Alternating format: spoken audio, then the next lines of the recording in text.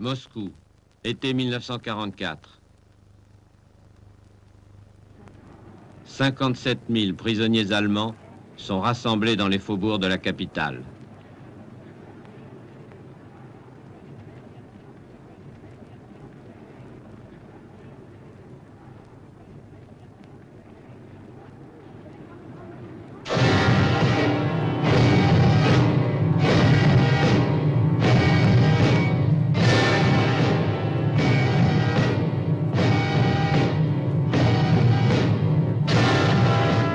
Il y a 3 ans, ces soldats rêvaient de défiler dans Moscou, mais pas comme ça. La bataille de Russie est terminée. La bataille d'Allemagne va commencer.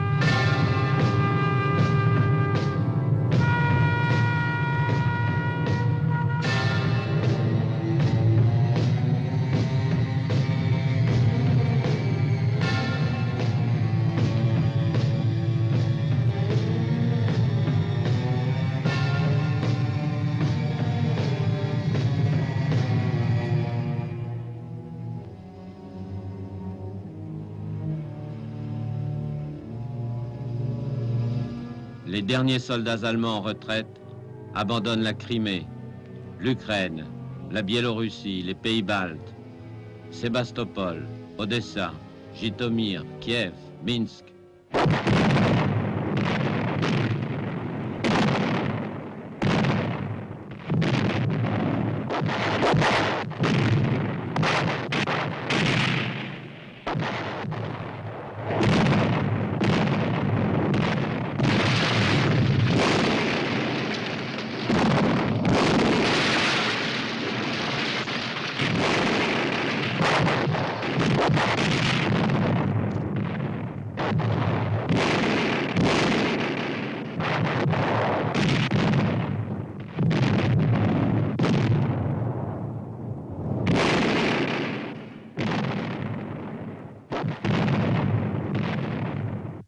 Automne 1944.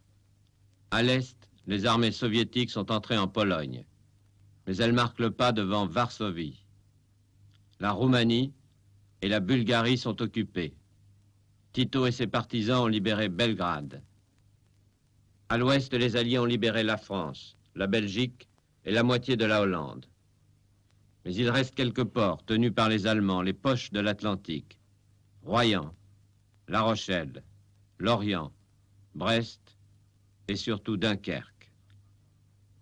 Sur le front de l'Ouest, tenu au nord par les Anglais, au centre par les Américains et au sud par les Français, les Alliés sont maintenant aux portes de l'Allemagne. Comment porter le dernier coup au Troisième Reich?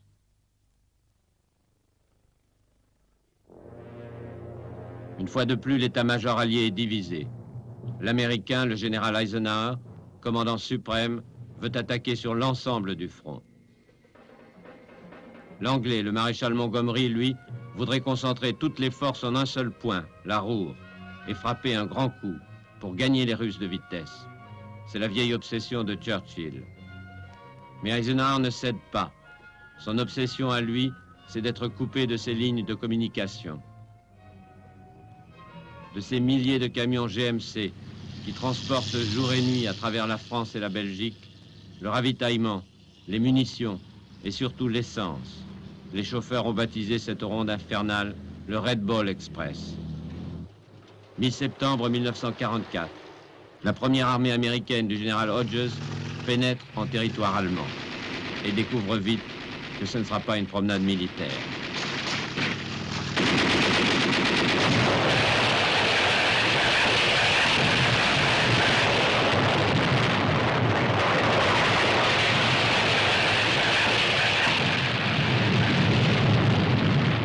En un mois, les Américains n'ont avancé que de 10 kilomètres.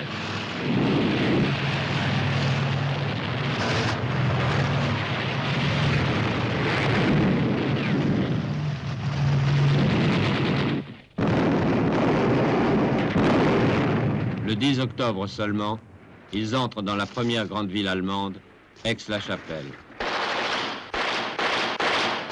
Une division allemande, expédiée de Prusse orientale, a reçu l'ordre personnel d'Hitler de défendre la ville rue par rue, maison par maison.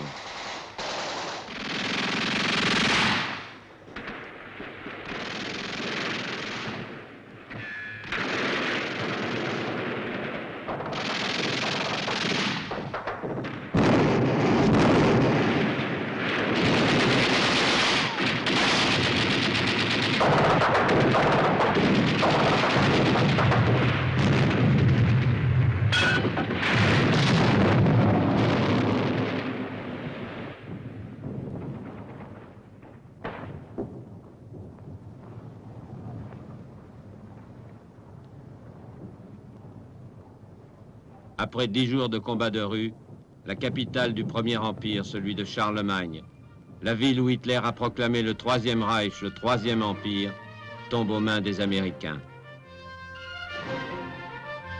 Eisenhower devrait être satisfait. Pourtant, il est inquiet. Les combats coûtent cher en vies humaines, maintenant que la Wehrmacht défend le sol allemand. Et puis l'hiver approche. On patauge déjà dans la boue. Une boue qui paralyse les divisions mécanisées.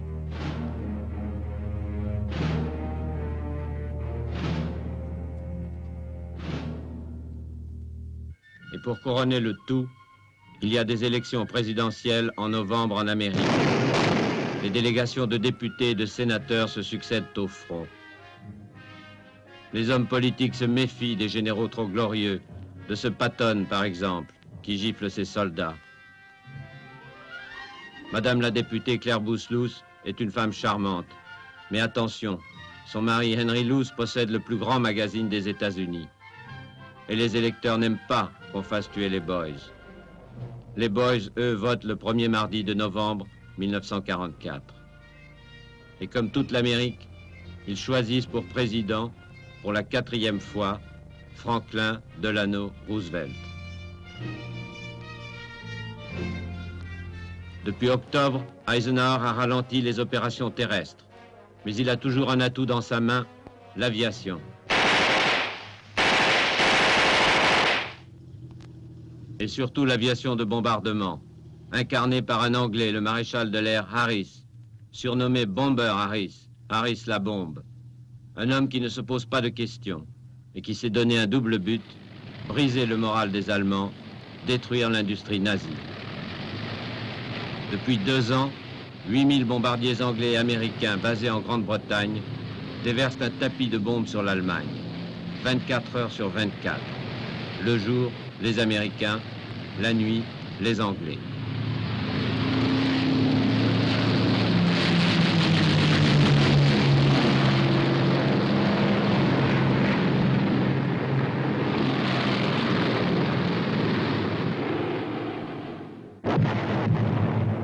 Une offensive aérienne que depuis 1942, les hommes de Bomber Harris s'efforcent de rendre de plus en plus efficace. Parmi eux, le maréchal de l'air Anthony Dodgen. Nous avons cru au début qu'il y avait environ 60 cibles clés. Et si on peut les abattre, détruire, la guerre sera effectivement terminée.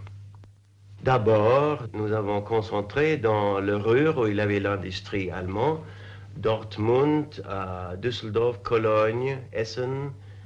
Et après ça, quand nous avons eu les avions plus grands, nous avons poussé notre rayon d'action vers Hambourg, Hanovre, Francfort, Mannheim. Mais toujours les grandes villes, comme vous voyez. Un raid de 1000 avions sur l'Allemagne, c'est une opération gigantesque, minutée à la seconde. Dans la salle de briefing, les équipages apprennent au dernier moment quel sera l'objectif. Aujourd'hui, c'est la Ruhr, la vallée heureuse, comme ils disent. C'est dur, mais au moins ce n'est pas loin. Réglez vos montres, départ 5h10, un avion toutes les minutes. thank you et good luck.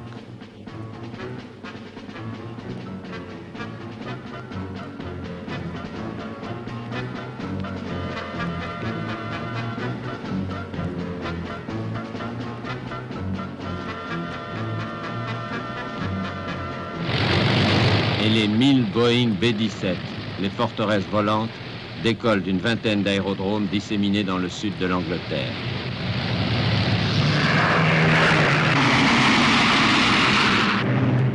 Le rendez-vous 6h30, au-dessus de Aldeburgh, sur la côte du Suffolk. Ceux qui sont partis les premiers sont obligés de tourner en rond et d'attendre 1 heure que les derniers arrivent. Tout le monde est là, en avant. Heure de passage prévue sur la cible, 7h47. Les 11 membres de l'équipage ont la gorge serrée. Le pilote, qui vient d'arriver du Texas, il a à peine 100 heures de vol. On lui a dit « t'en fais pas, tu n'as qu'à suivre le gars qui est devant toi et tout ira bien ».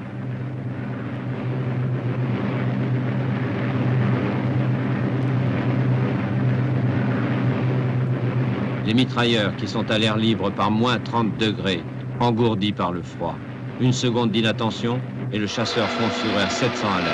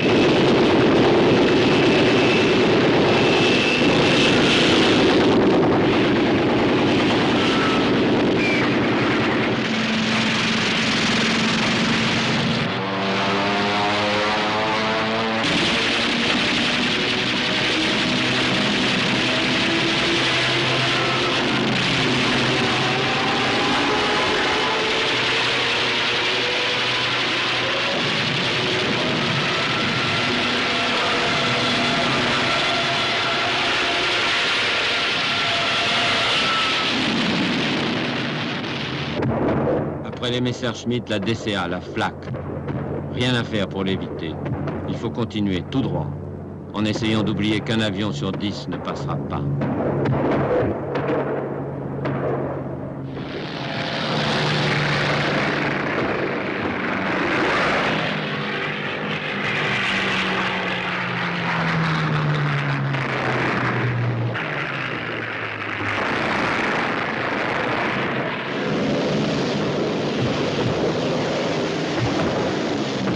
Pauvre Joe, c'était sa 30e mission, la dernière avant de rentrer à New York.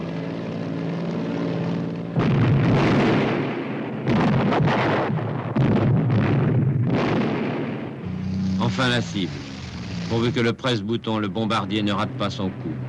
Sinon il faudra revenir dans ce sale coin une 2e fois.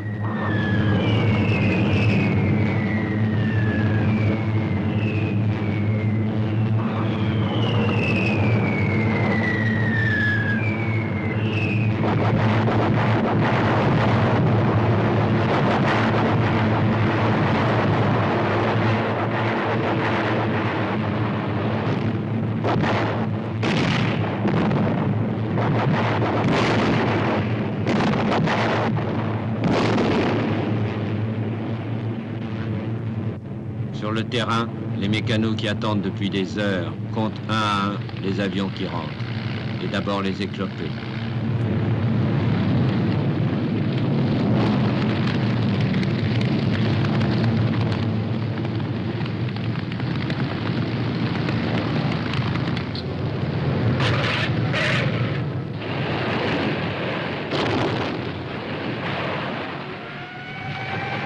À la tour de contrôle, on entend à la radio la voix angoissée des pilotes. À court d'essence, demande priorité. Train d'atterrissage bloqué, demande priorité. 3 blessés à bord, demande priorité.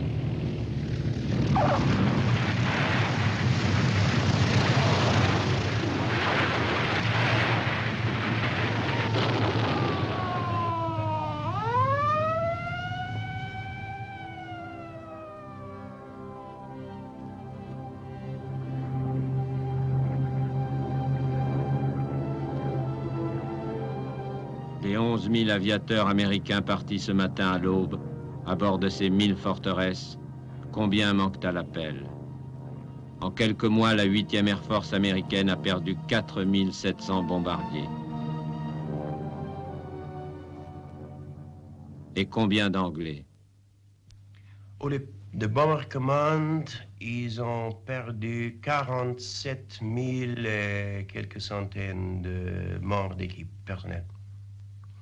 Ça, je crois que je peux illustrer peut-être en disant que de ma promotion de pilote-élève à 1 sur 6 ont survécu la guerre.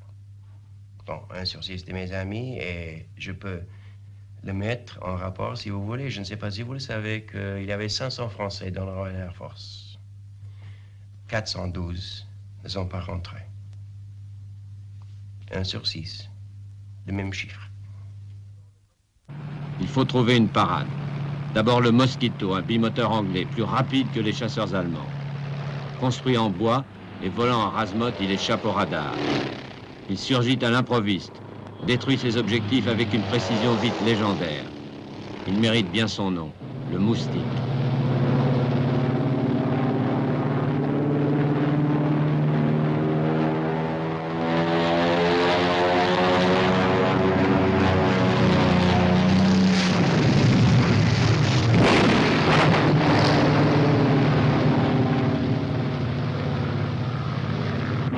Deuxième parade, les chasseurs américains à long rayon d'action, les Lightning, les Mustangs, les Thunderbolts. À partir de l'été 44, ils escortent les bombardiers et saignent à blanc la chasse allemande.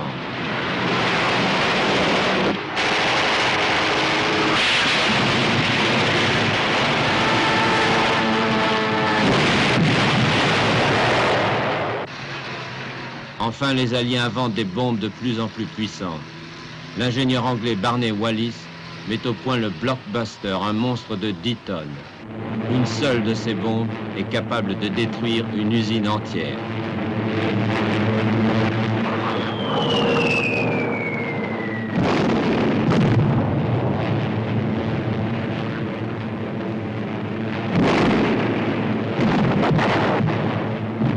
De la Ruhr à la Silésie, l'industrie allemande est en ruine.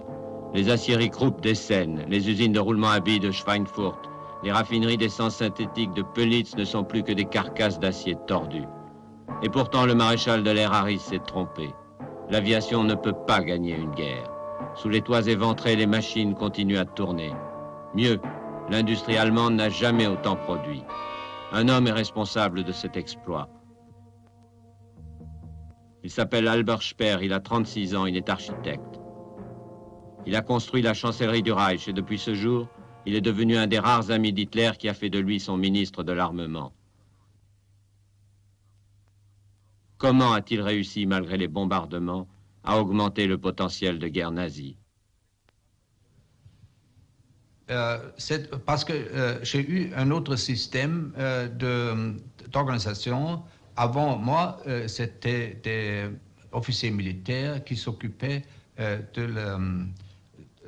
de la production militaire, de la production d'armement. Et dans mon temps, je chargeais les meilleurs fonctionnaires de l'industrie, les techniciens. Et ces techniciens, c'était une organisation nouvelle des techniciens qui étaient en charge de toute l'industrie. Oui, mais je veux dire, étant donné qu'il y avait tellement de troupes, d'hommes allemands sur le front, qu'il y avait tellement de prisonniers, de blessés, de morts, comment est-ce que malgré tout la production a pu continuer? Naturellement, c'était nous avons eu besoin des travailleurs et on a déporté beaucoup des millions des ouvriers des pays occupés dans ce temps-là.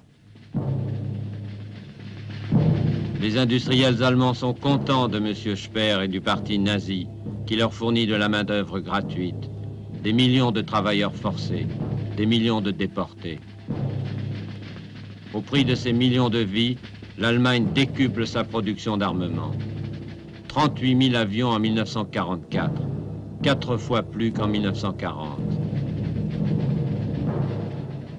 41 000 canons, 8 fois plus qu'en 1940.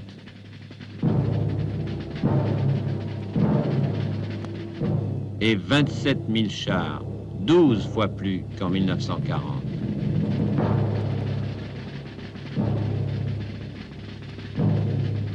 Aussi à l'automne 44, Hitler ne s'avoue pas vaincu. Alors que ses généraux considèrent déjà la guerre comme perdue et rêvent en secret d'une paix séparée avec les Occidentaux, pour se retourner contre les Russes, bien sûr, Hitler rumine un coup de théâtre.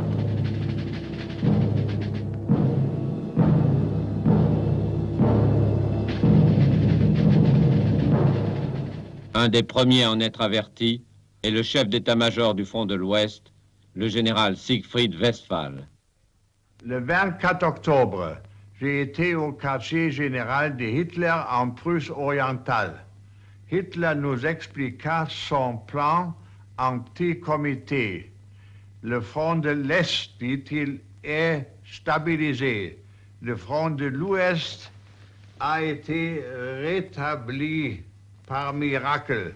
Mais les miracles ne se reproduisent pas deux fois. On ne peut pas rester sur la défense. Il faut reprendre l'initiative à l'Ouest. L'objectif du plan d'Hitler est de prendre le port d'Anvers et de couper les forces anglaises au nord des forces américaines au sud. Pour cela, il veut emprunter la vieille route des invasions, celle de 1914, celle de 1940, les Ardennes. Par ce même chemin, le maréchal von Rundstedt a conduit les armées allemandes jusqu'à Paris en 1940. C'est donc lui qu'Hitler choisit pour commander l'offensive des Ardennes, qui devient l'offensive von Rundstedt. Mais auprès de ce soldat de la vieille école qu'au fond il n'aime pas, Hitler place un de ses fidèles, le maréchal Model, un lansquenet qui ne discute pas les ordres du Führer, un maréchal de choc à qui il confie des troupes de choc. La 6e armée de Panzer SS, avec Sepp Dietrich, un des plus vieux complices d'Hitler, un garçon boucher, devenu général SS. Et pour compléter l'équipe, un cavalier, le général Hasso Eckhard von Manteuffel, un ancien hussard qui porte un nom célèbre dans l'armée prussienne et qui commande la 5e armée blindée. Début décembre, les 1000 chars et les 200 000 hommes qui forment le corps d'attaque se rassemblent derrière le front dans le plus grand secret.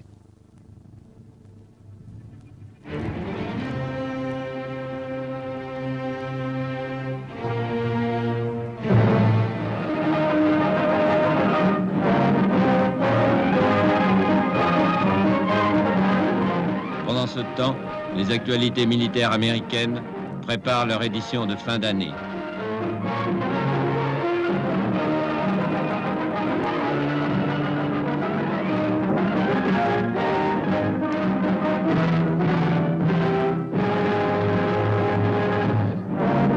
Le général Eisenhower convoque un représentant de chaque arme et de chaque nation alliée.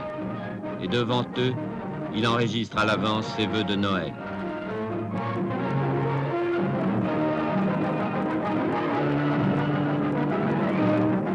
Speaking for the people of the United Nations, I should like to say thank you, men.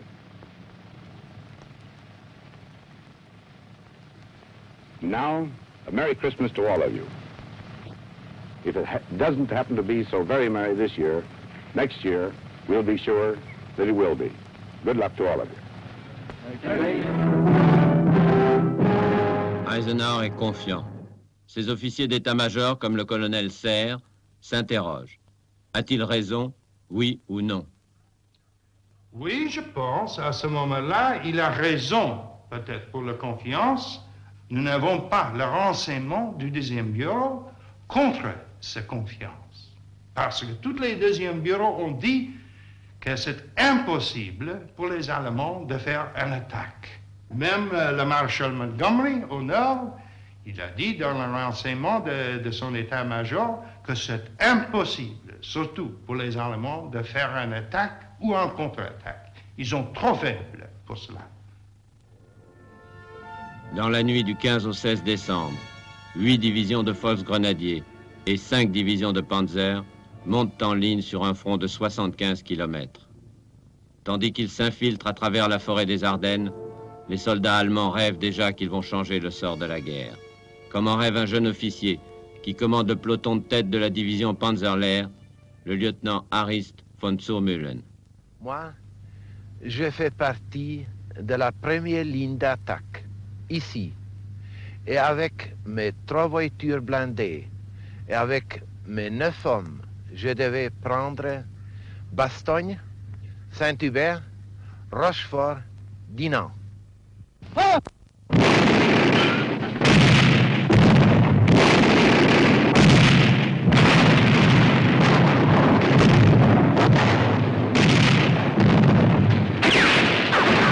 À 5h30, les grenadiers attaquent. L'objectif, la Meuse, à 100 km. Il faut l'atteindre en 3 jours.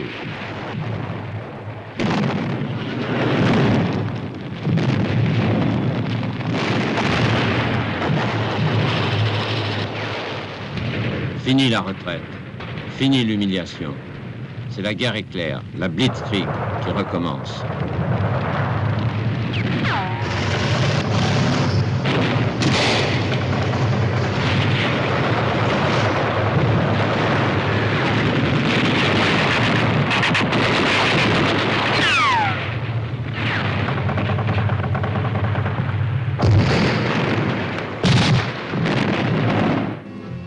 Le matériel américain, une légende. Les forces grenadiers n'ont plus peur des tanks Sherman. Et ils commencent à recenser joyeusement le butin.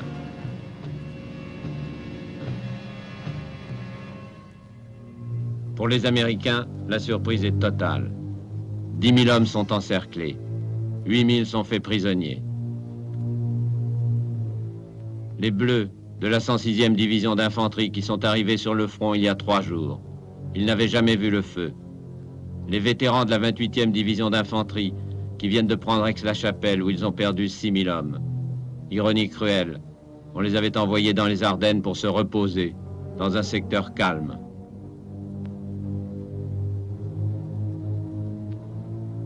Les SS ont retrouvé le sourire, pas de doute, ils sont bien une race de seigneurs. Ces Américains tout compte fait, des nègres et des métèques.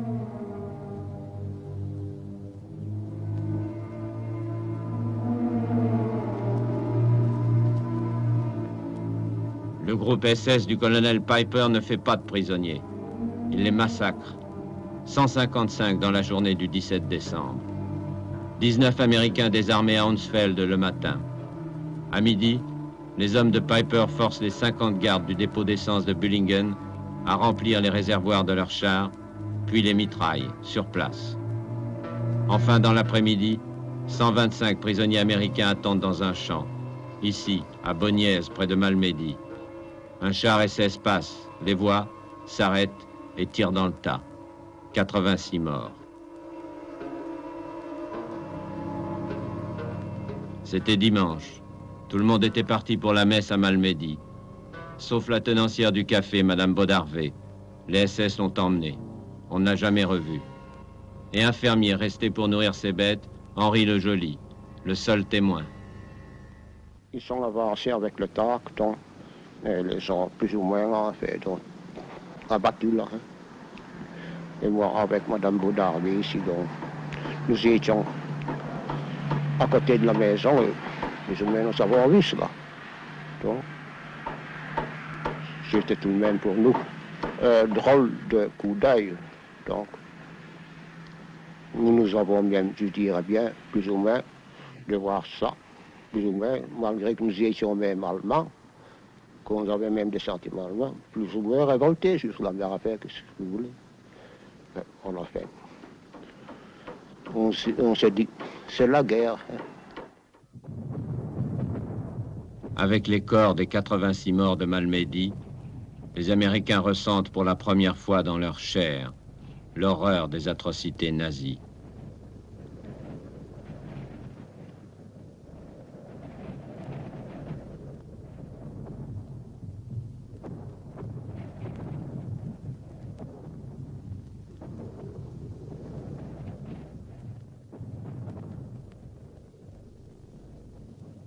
Aux États-Unis, c'est un choc.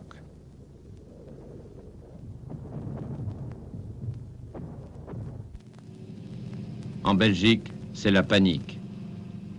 À travers l'Europe qui vient d'être libérée, de Liège à Namur, de Bruxelles à Reims et de Reims à Paris, la nouvelle résonne comme le tocsin. L'Allemand revient.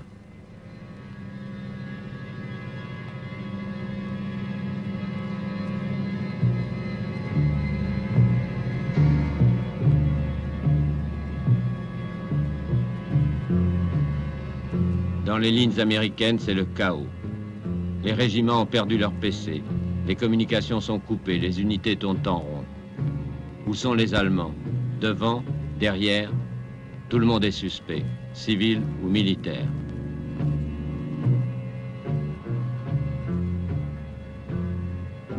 Amis, ennemis, on ne sait plus.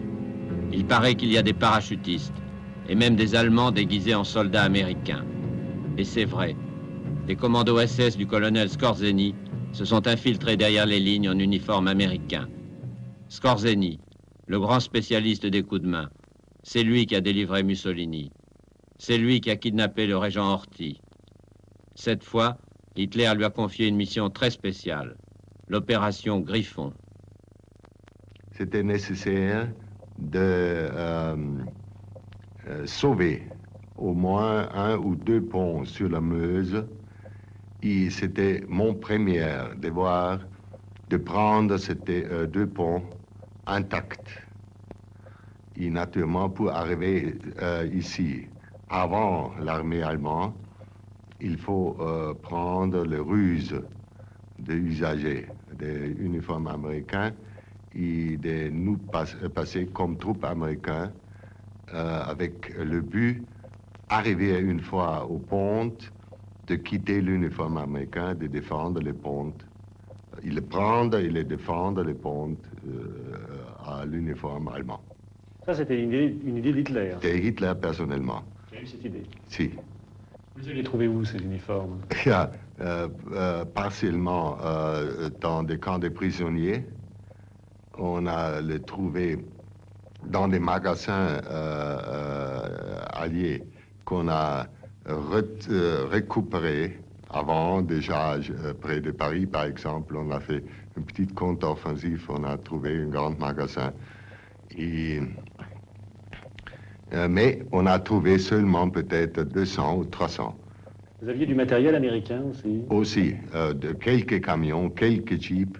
Mais pour, ça, j'ai réservé pour une compagnie spéciale des commandos, qui naturellement les commandos qui ont passé la fronte pour reconnaissance, pour détruire des routes, des ponts, des dépôts de gasoline, etc.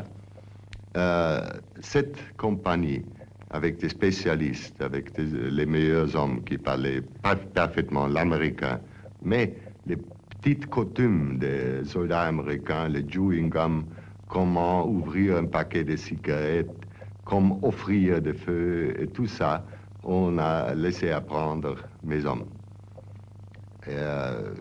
Parce que ce sont vraiment les détails qui sont les plus importants dans des cas comme ça. Ils ne sont que 300, mais dans un message à toutes les unités, le général Hodges, commandant la première armée américaine, décrète « Des milliers d'Allemands en uniforme américain opèrent derrière nos lignes.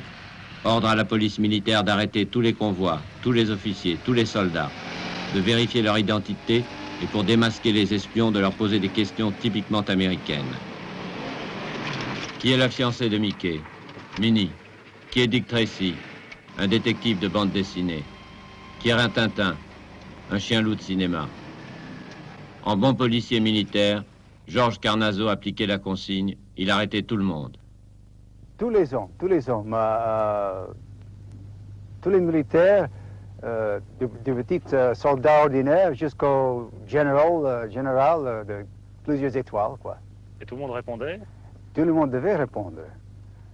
Parce que s'il ne répondait pas, alors nous étions obligés de l'amener au quartier général pour être interrogé. C'est arrivé, ça? Ça c'est arrivé plusieurs fois. Je me rappelle, il y a eu un fâcheux incident. Pour moi, j'ai arrêté un jeep Et à côté du chauffeur, il y avait un colonel. Alors il était très pressé. Alors moi, je lui ai posé une question qui, d'ailleurs, il a trouvé très fâcheux et très stupide et insensé. Alors lui, il m'a menacé de me mettre en prison si je ne laissais pas passer. Et moi, j'ai insisté que s'il ne répondait pas à ma question, que je devais lui désarmer et l'amener au quartier général pour être interrogé. Alors là, il a hésité un peu et il a heureusement répondu correctement à ma question et je le laissais passer. Mais est-ce que aussi il y a eu des véritables Américains qui ont été pris pour des Allemands? Il y en avait aussi, parce qu'il ne faut pas oublier que nous avions déjà combattu en Normandie, nous étions fatigués, énervés et très émotifs. Et il y en avait parmi nous qui étaient très faciles avec la gâchette.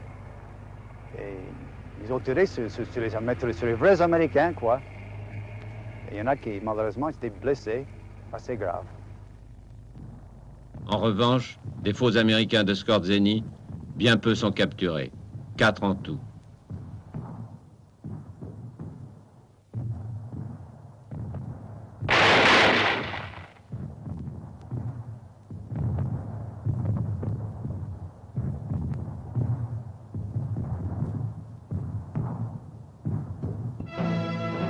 « 18 décembre, 3e jour de l'attaque. Au centre du front, les blindés et les grenadiers du général von Manteuffel ont eux aussi réussi leur percée et marchent sur Bastogne.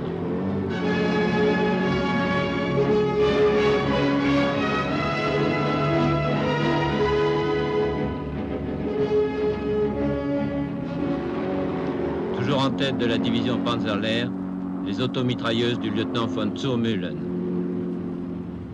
On avançait au milieu des Américains en fuite. Je suis arrivé devant Bastogne. Je me suis aperçu que la résistance était forte. On ne pouvait pas prendre la ville comme ça. Mais jusqu'à là, vous aviez eu l'impression que l'avance était rapide et facile? Oui, sauf Bastogne.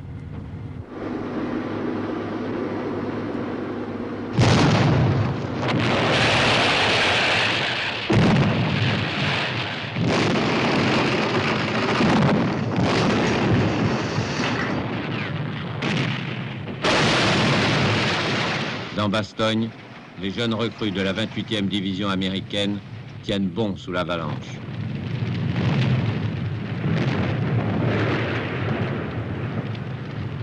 Le général Middleton, qui commande le corps d'armée dont le PC a déménagé 4 fois en 48 heures, a décidé de rester dans la ville, quoi qu'il arrive. Mais ses troupes sont décimées. Le 110e régiment d'infanterie qui couvre la ville a perdu 2750 hommes, tout son effectif.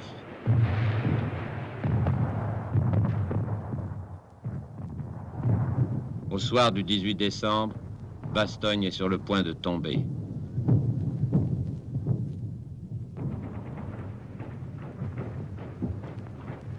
Mais le 19 à l'aube, des renforts arrivent. Les parachutistes, les 11 000 hommes de la 101e division aéroportée, qui viennent de Reims et qui ont roulé toute la nuit. Des vétérans du débarquement et des combats de Normandie qui reçoivent une mission de sacrifice, tenir Bastogne face à 3 divisions allemandes.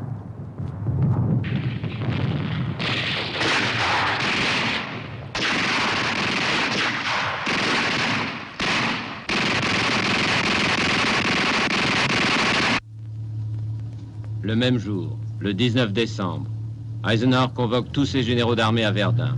Bradley, Patton, Simpson, Devers et l'anglais Montgomery. Son adjoint, le général Omar Bradley, est plutôt embarrassé. I'd been saying to General Eisenhower and General Smith, his chief of staff, that I wished I could get him to counterattack, get him out in the open, because it'd be easier to kill them there than it would the way we'd been doing it in fortified villages. And of course, when it came and so strong, I remember Smith saying to me, "Well, there's your counterattack, Brad." And I said, "Yes, but I had no idea it could be this strong." Le maréchal Montgomery, lui, envisage la situation avec un humour britannique. I sent the War Office telling them, giving the story and saying what we were doing about it. And the last sentence read, "We can't come out through Dunkirk this time as the Germans hold that place." Pour Eisenhower, pas question de partir, mais au contraire de contre-attaquer. Il expose son plan. Au 4e jour de l'attaque, l'Allemand a avancé d'une trentaine de kilomètres. Il est clair maintenant que tout va se jouer autour de Bastogne, principal carrefour des routes des Ardennes. La première armée, bousculée, désorganisée, n'a plus de réserve. Une seule solution, faire remonter les blindés de la 3e armée de Patton, qui se trouve au Luxembourg, à 100 kilomètres au sud. Les chefs d'état-major font observer à Eisenhower qu'il faut du temps pour organiser une contre-attaque de cette envergure. Alors il se tourne vers Patton. Tout dépend de lui.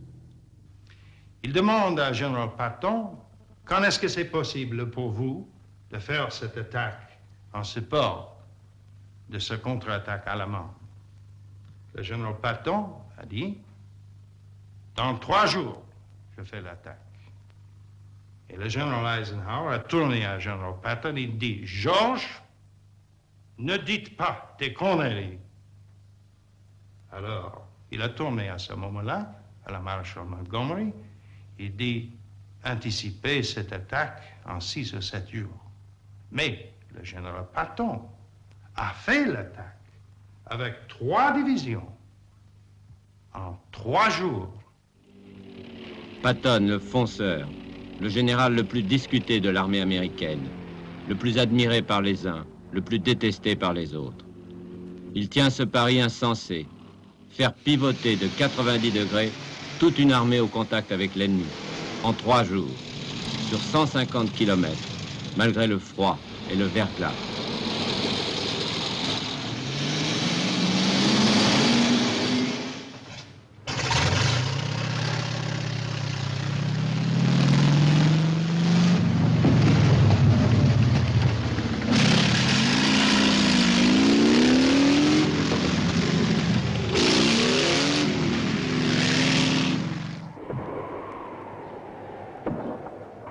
Et le 3e jour, le 22 décembre, comme prévu, Patton lance ses hommes vers le nord, vers Bastogne, sur les routes enneigées des Ardennes. Avec eux, un jeune soldat de 16 ans, John Gint. Ceci était ma route. Nous étions venus à la rescousse de Bastogne. Le 6 Cavalry Groups, à qui j'appartenais, était une unité blindée, légère et très rapide de reconnaissance. Nous appartenions au fer de lance de l'armée Patton. Qu'est-ce qui était le plus dur pendant ces combats? Le plus dur était le froid. Ces routes qui étaient minées. Et aussi la peur un peu aussi, pour dire la vérité. Car dans tous ces bois que vous aviez aux alentours de vous, par ici, sur les coteaux de l'autre côté, cette route était cavardée continuellement par leur 88. Et nous avions assez de pertes parmi nos troupes.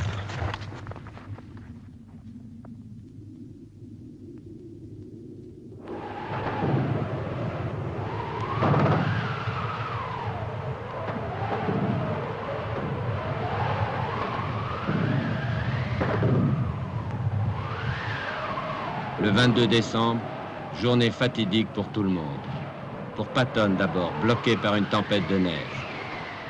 Exaspéré, il demande à son aumônier de composer une prière spéciale pour que le temps change. Et il lui dit, mettez Dieu de notre côté, c'est votre boulot. Une prière, les aviateurs alliés en auraient bien besoin eux aussi. Ils sont cloués au sol par le mauvais temps depuis le début de l'offensive.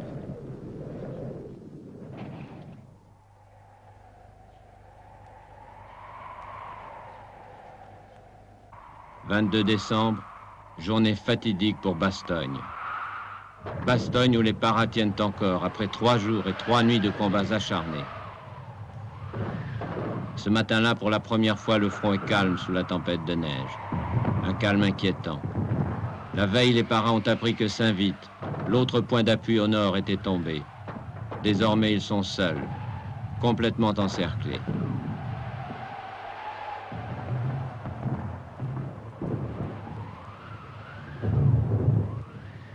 Toute la matinée, les patrouilles de reconnaissance cherchent le contact. Que préparent les Allemands?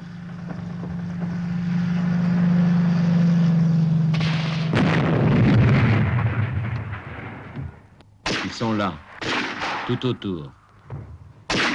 5 divisions maintenant. Plus d'illusions à se faire.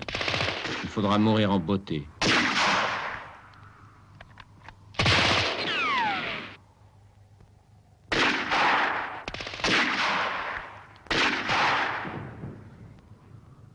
À midi, au PC de la division, une patrouille amène 2 officiers allemands.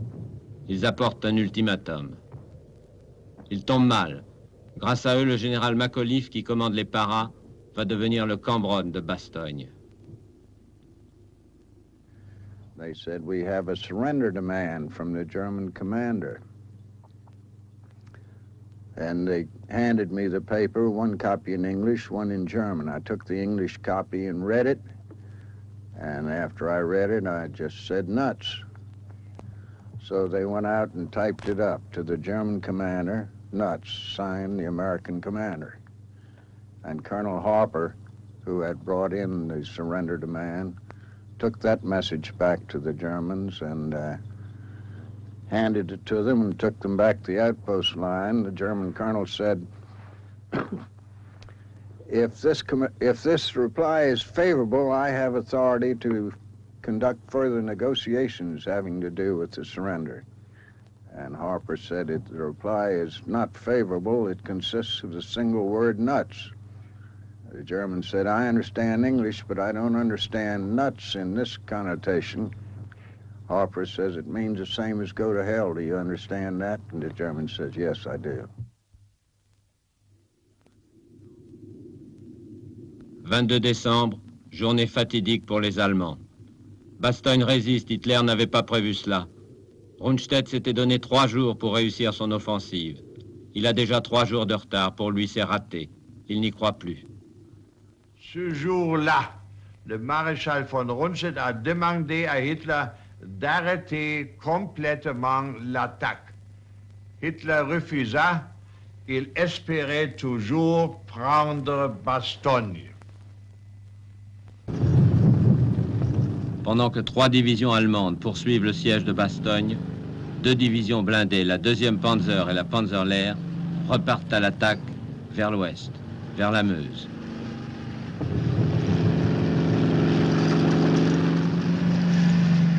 Et l'avance reprend, 60 km en 2 jours.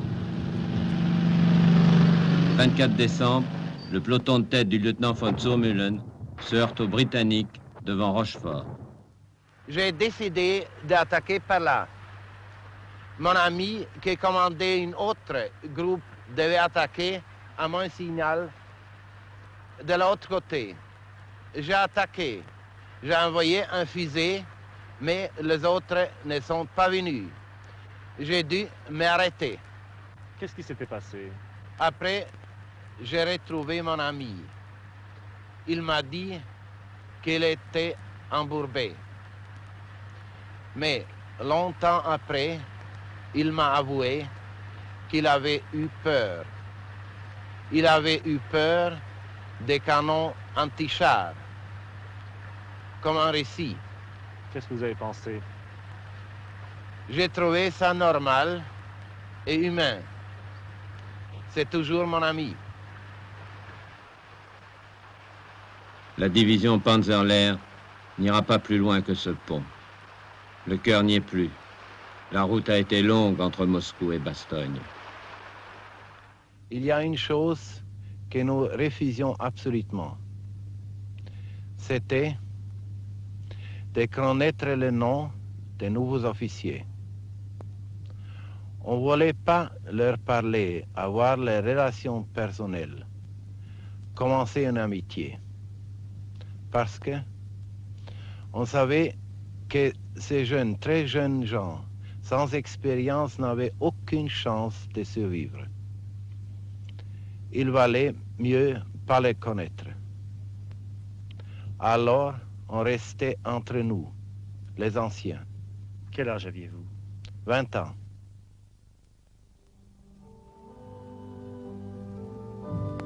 Le lendemain, c'est Noël. Sombre Noël. Pour les Anglais et les Canadiens, c'est la trêve. Le temps d'une tasse de thé.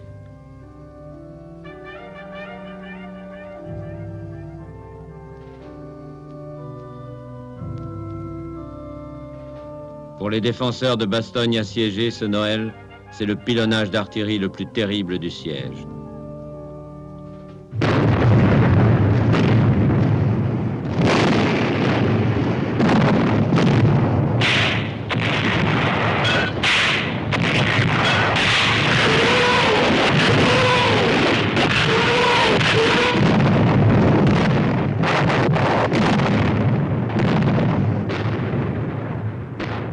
Pour les Allemands, ce Noël, c'est une cigarette américaine.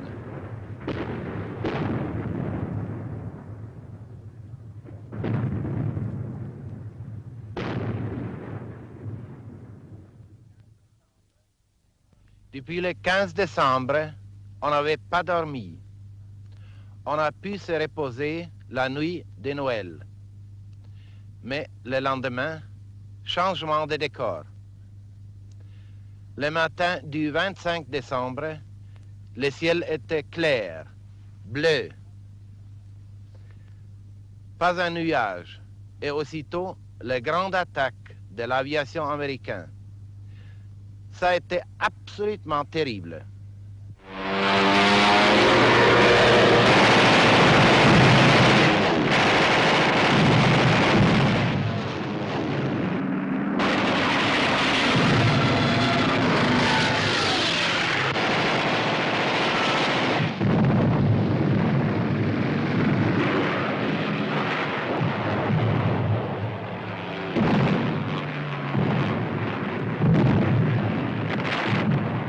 Rundstedt avait dit à Hitler, tout dépendra de l'aviation.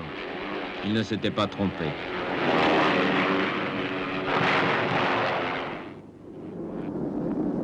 Pour Bastogne, il était temps. Les défenseurs n'ont plus un obus, plus une ration K, quand ils voient enfin arriver les vagues de Dakota.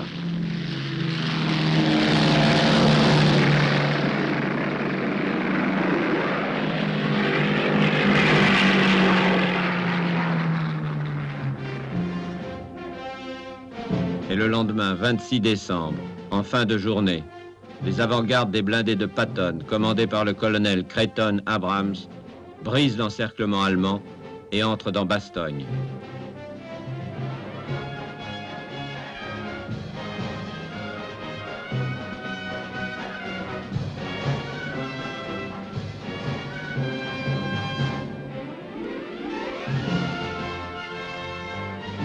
Grâce à ceux de Bastogne, à ceux de Saint-Vite, à ceux de Malmedy, à ceux de Oufalise, à ceux de Stavelot, l'offensive Rundstedt est bloquée.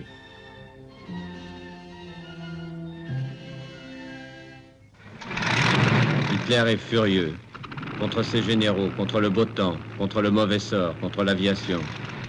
Alors le 1er janvier 1945, il jette tous ses avions disponibles dans la bataille.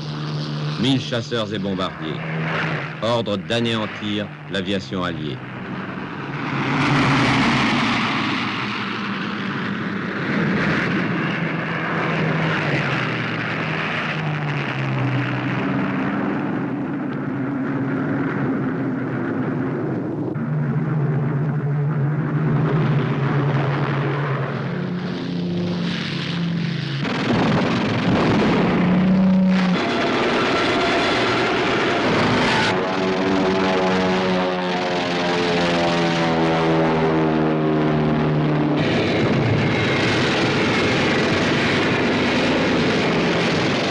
Les pilotes alliés qui fêtaient le nouvel an décollent en catastrophe.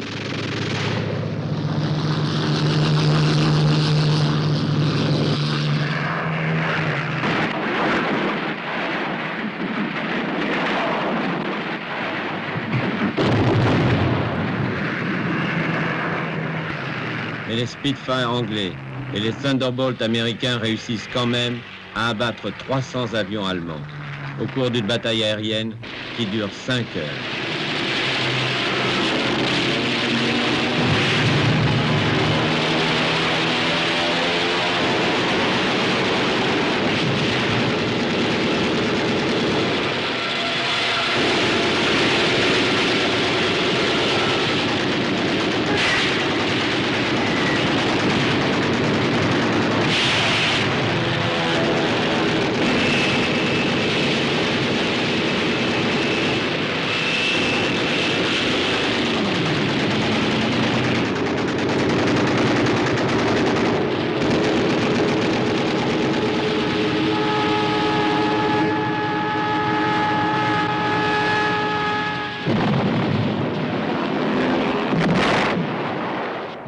Sur les 27 aérodromes de Belgique et de Hollande attaqués par surprise, combien d'avions alliés ont été détruits ou endommagés au sol ce jour-là?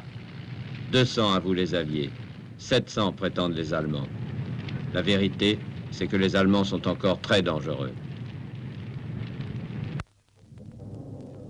Dans la nuit du réveillon, Hitler lance une nouvelle offensive, vers le sud, avec 5 divisions.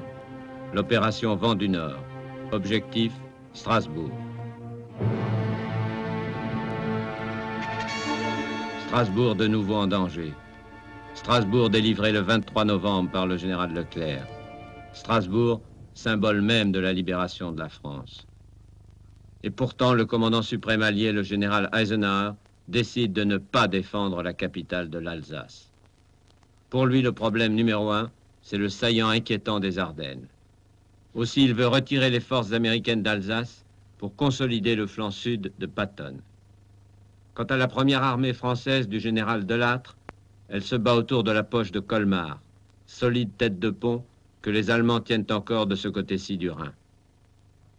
Eisenhower envisage la situation froidement, du point de vue purement stratégique. Il décide de raccourcir le front et le 2 janvier, il donne l'ordre au général Devers d'abandonner Strasbourg. Le général Touzé du Vigier est envoyé immédiatement par De Gaulle auprès du général américain Devers, qui est responsable du front d'Alsace. Il commandait le groupe d'armée et il était angoissé lui-même. Je l'ai trouvé extrêmement pris entre l'obéissance aux ordres de chef et les sentiments personnels qu'il avait, lui, car il m'a dit « Mon général, je vous comprends bien les Français, car une de mes 2 grand-mères était strasbourgeoise. » Alors, il avait des larmes plein les yeux et je sentais que cet homme-là était absolument martyrisé par la décision qu'il devait prendre et qu'il devait suivre les ordres de son patron. Le 3 janvier au matin, les Américains commencent à exécuter ces ordres. Le premier à s'en apercevoir est un agent de police qui monte la garde sur ce pont, Henri Pachery. Au courant de la matinée, vers 10h ou 11h, une Dodge est passée et a ramassé, si je puis dire, le MP qui était avec moi. Je me suis retrouvé tout seul. Eh bien, c'est ainsi que nous avons compris que nous étions tout seuls à Strasbourg, car effectivement, nous étions seuls. Et la population, comment est-ce qu'elle a réagi? Bien, la population, d'après ce que j'ai pu voir, la population était quand même apeurée, effrayée, par le fait même que ces gens-là, il faut les comprendre, et qui avaient pavoisé lorsque Leclerc est arrivé sur Strasbourg. Ils avaient pavoisé à toutes les maisons, il y avait des drapeaux tricolores, et d'un seul coup, on leur annonce ainsi que les Allemands reviennent sur Strasbourg.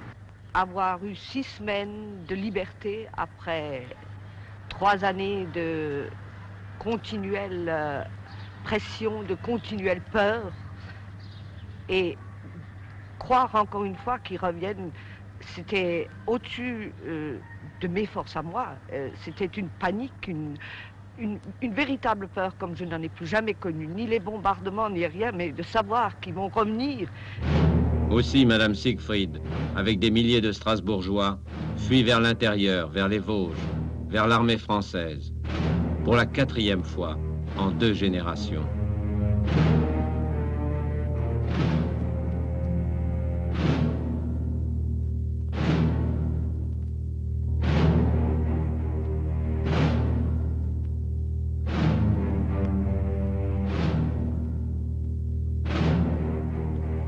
Dans Strasbourg à moitié désert, les FFI organisent la résistance.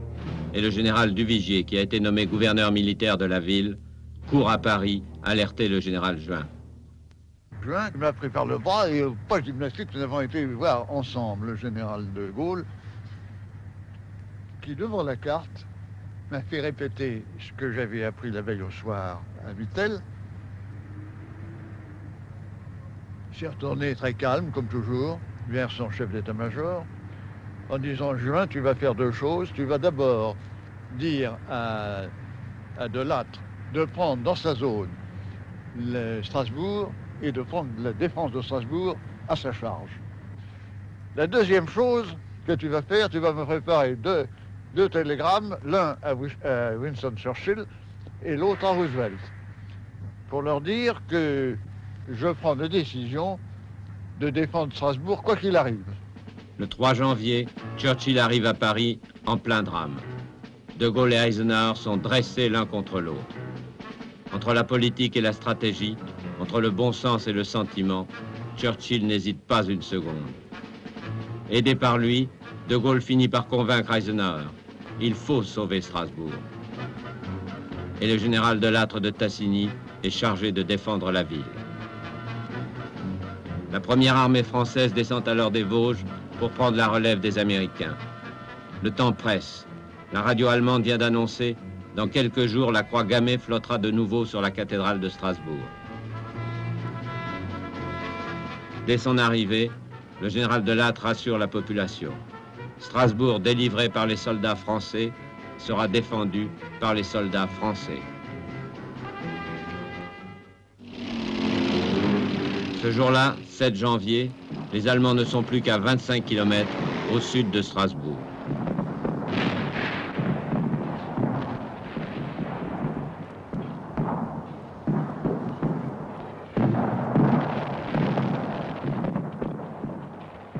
Ils se heurtent d'abord à la première division française libre, à peine arrivée, et qui se fait massacrer pour ralentir leur avance.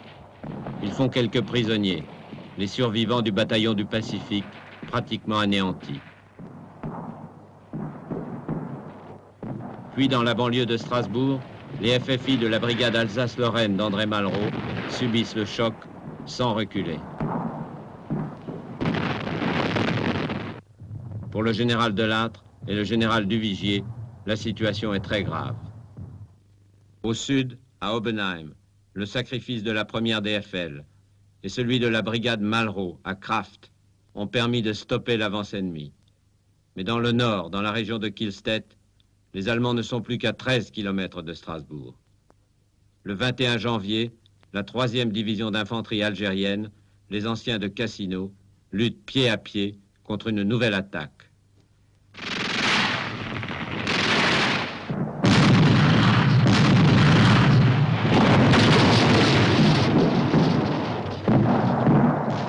Mais un groupe de combat de la 2e DB, commandé par le colonel de Langlade, est arrivé dans la nuit, intervient et brise l'élan des Allemands.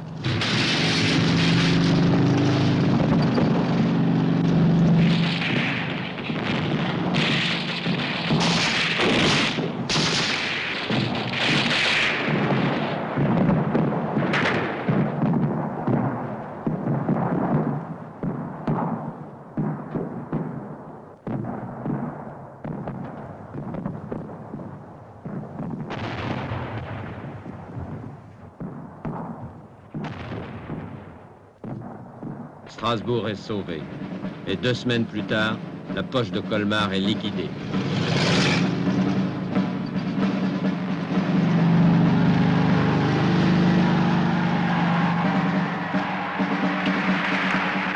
Le 11 février, le général de Gaulle peut venir à Strasbourg pour un tédéum à la cathédrale.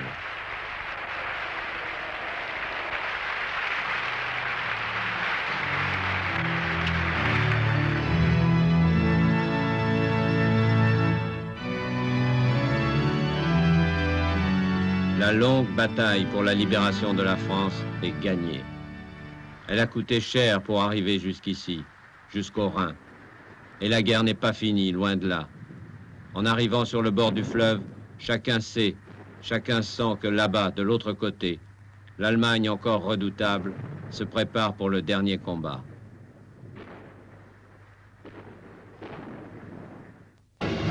Au milieu des ruines, Hitler croit encore au miracle.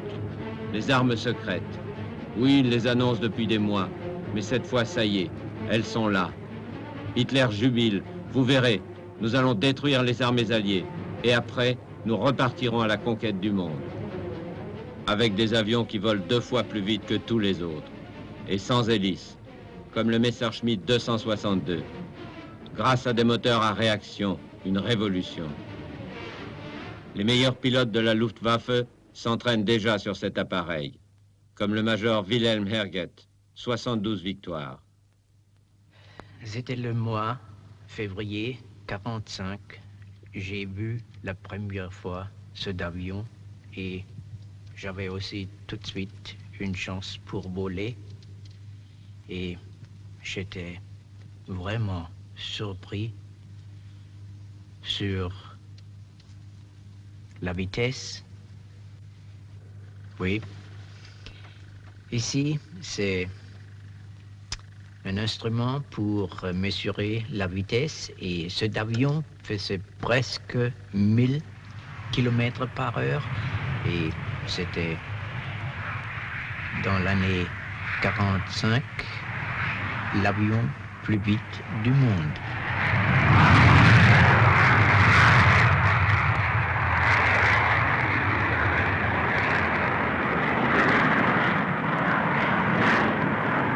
Début 45, 2 groupes de chasse sont équipés de Messerschmitt 262, commandés par le général Galland, l'as aux 104 victoires.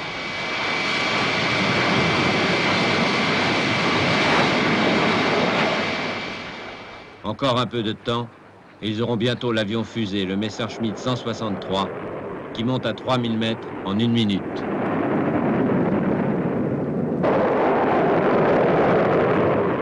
Oui, les savants allemands font du bon travail. Et ce n'est pas tout. Sur une île perdue dans la Baltique, au nord de l'Allemagne, à Peenemünde, ils sont 2000 savants et techniciens, l'élite des universités allemandes, rassemblés depuis 10 ans autour d'un projet ultra secret.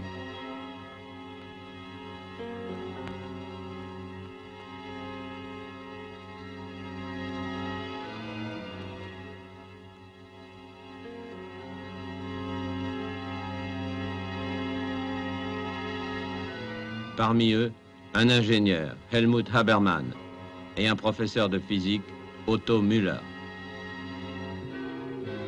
Leur chef a 32 ans. C'est un jeune physicien de génie. Il s'appelle Werner von Braun. Depuis qu'il est sorti de l'université de Berlin à 19 ans, il ne rêve que d'une chose, l'espace. Pour le moment, la machine de guerre des nazis l'a mobilisé. Pour eux, il a fabriqué cette fusée. Mais ce n'est pas un engin pour aller dans la Lune. C'est une arme de représailles, une Vergeltungswaffe. En abrégé, un V2. Vous voyez, cet engin ici avait bien sûr ici sa tête, charge utile, 1 tonne d'explosifs, suivi par la case d'équipement qui contenait tous les appareils de pilotage et guidage, suivi de nouveau par les 2 réservoirs des carburants, des comburants, l'alcool et l'oxygène. Alcool et oxygène entraient dans les pompes, étaient mis sous pression et après introduits par les injecteurs dans la chambre de combustion. Après, en bas, nous avons une tuyère Laval qui servait à donner au gaz sortant de l'engin une grande vitesse.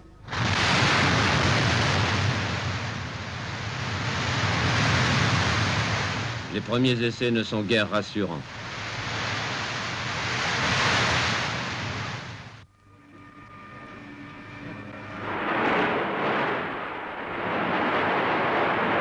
À chaque départ de fusée, les savants de Peenemünde se demandent avec inquiétude si elle ne va pas leur retomber sur la tête. Et de temps en temps, cela arrive.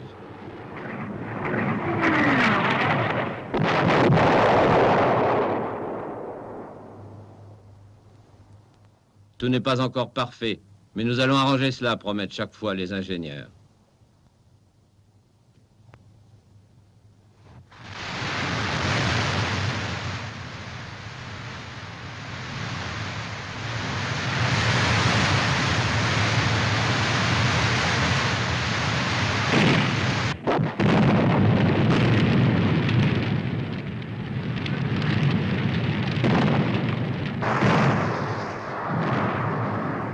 Il fallait innover en tout.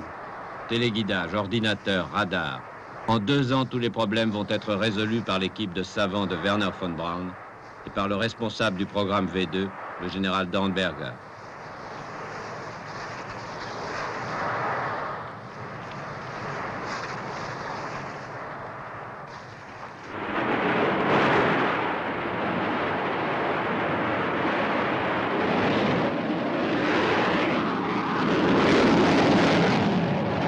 Maintenant, le V2 est au point. Rayon d'action 400 km, vitesse 5000 km à l'heure. Rien ne pourra l'arrêter. Et pour la défense, pour intercepter les bombardiers ennemis, les savants de Peenemünde inventent les missiles sol-air, le Schmetterling, le papillon, et le Wasserfall, la cataracte.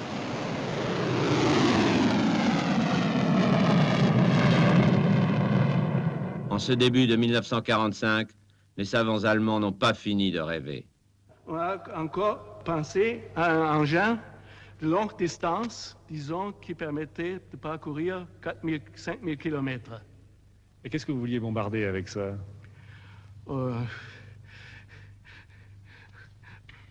Des gens qui attaquaient beaucoup en ce moment l'Allemagne avec des avions. C'est-à-dire? L'Amérique. D'aller plus loin, on n'y pensait pas à ce moment-là. Bien sûr, ce ne sont pas les kilotonnes ou des mégatonnes d'une bombe atomique, mais à Peenemünde, il n'était jamais question d'utiliser une bombe atomique. Et moi, je ne sais pas si ailleurs, la question n'a été évoquée. Cela devait sans doute dépasser les possibilités allemandes, n'est-ce pas? Il dépassait, à mon avis, à ce moment-là, les possibilités des recherches allemandes. Tout le monde était déjà mobilisé pour une recherche, et c'était trop tard. Hitler lance 5000 V2 en 6 mois, 2000 sur Londres, 1600 sur Anvers et une trentaine sur Paris. Mais c'est trop tard en effet, et trop peu. 5000 tonnes d'explosifs en 6 mois, alors qu'un seul raid de bombardiers américains déverse 3000 tonnes de bombes en 1 heure.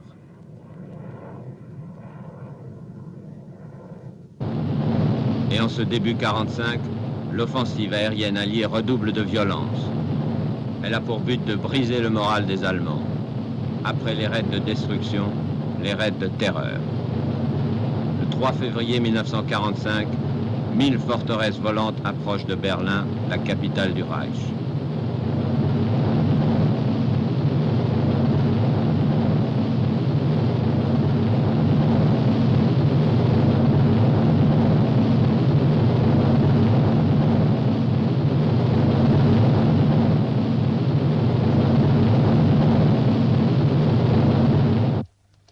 Dans la salle des opérations de la défense antiaérienne de Berlin, une voix trop connue retentit. Attention, attention. Vague d'avions ennemis signalée au sud. Attention, attention. Achtung. Fluchtplanmeldung vom Divisionsgefechtsstand. Eine Welle der feindlichen Flugzeuge hat die Flakzone im Süden erreicht und wird durch Flakartillerie bekämpft. Achtung, Achtung.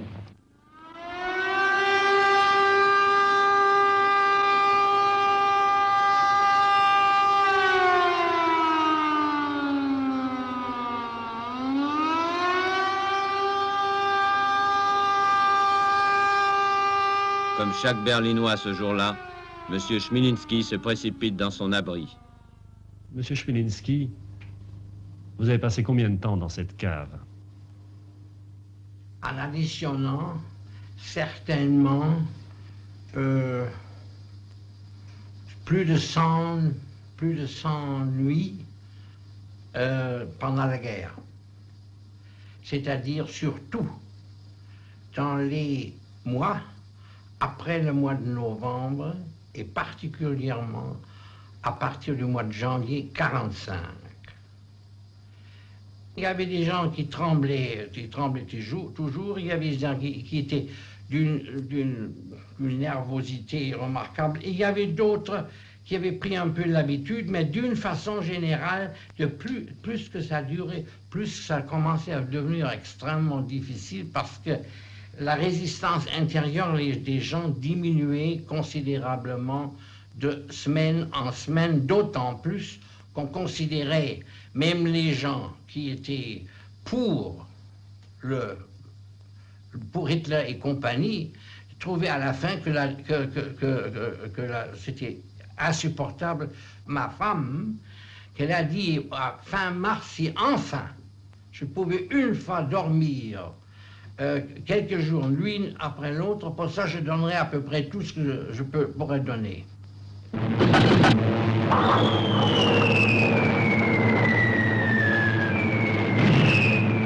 Un des objectifs ce jour-là, le quartier des ministères, la Wilhelmstrasse, la chancellerie d'Hitler, le ministère de l'air de Göring, le ministère des Affaires étrangères de Ribbentrop, le ministère de la propagande de Goebbels et le quartier général de la Gestapo.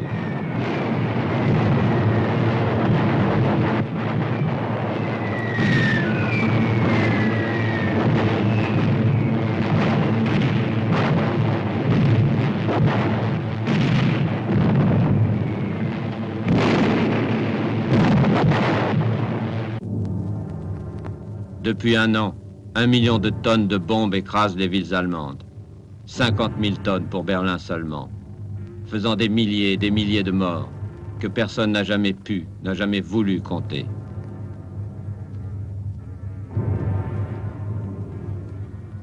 Et 1 million de sans-abri.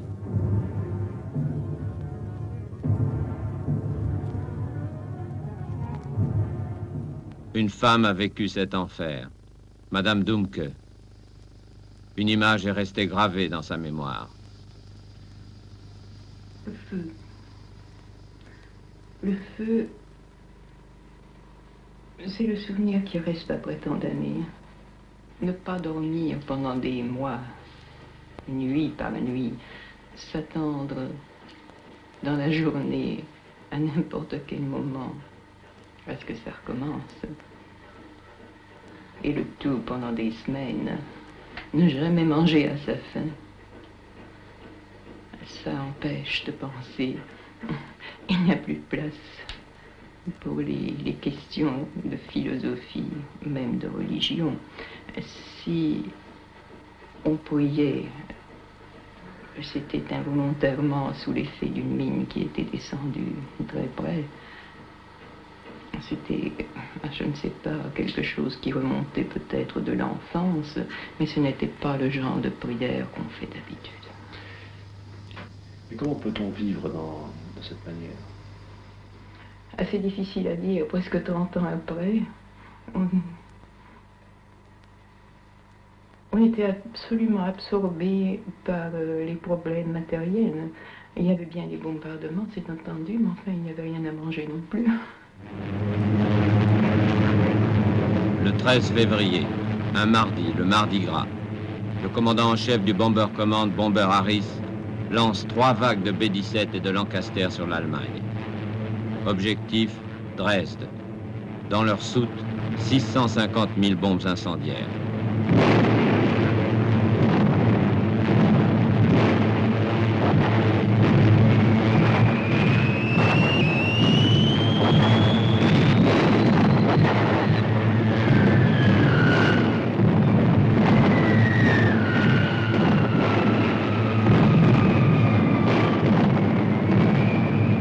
Minutes après l'attaque, les flammes sont visibles à 300 km à la ronde. En bas, la chaleur atteint 1000 degrés, provoquant une tornade qui arrache les arbres, renverse les murs. Une tempête de feu dévore la ville.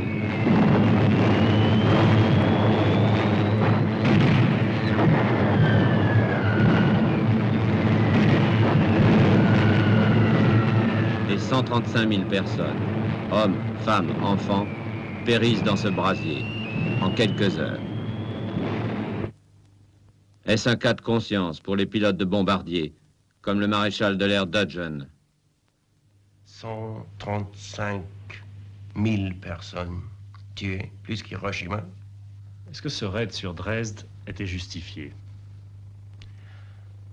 Je crois que c'était justifié à ce moment-là, parce que c'était notre but essentiel de éliminer le désir et le potentiel pour les Allemands de faire la guerre contre nous. Naturellement, M. Goebbels faisait du propagande que nous attaquons toujours les objectifs qui n'étaient pas l'industrie, etc. comme ça, mais c'était vraiment, c'est pas ça. Pour le pilote, l'équipe, il fait son devoir et c'est très dangereux.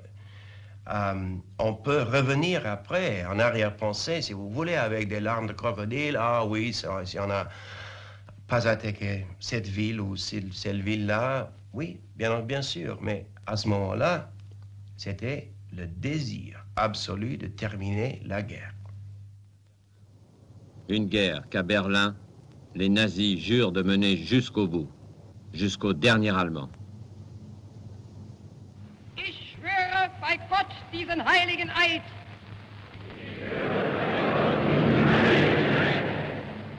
Dass ich dem Führer des Großdeutschen Reiches Adolf Hitler bedingungslos treu und gehorsam sein werde. Ich gelobe, dass ich für meine Heimat tapfer kämpfen